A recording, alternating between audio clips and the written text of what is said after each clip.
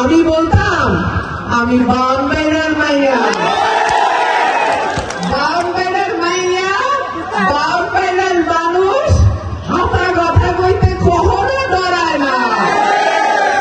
সুতরাং আমরা যারা ব্রাহ্মণবাড়িয়ার মানুষ, আমরা সবসময় সত্যের পক্ষে থাকি, আমরা সবসময় অন্যায়ের বিরুদ্ধে দাঁড়াই।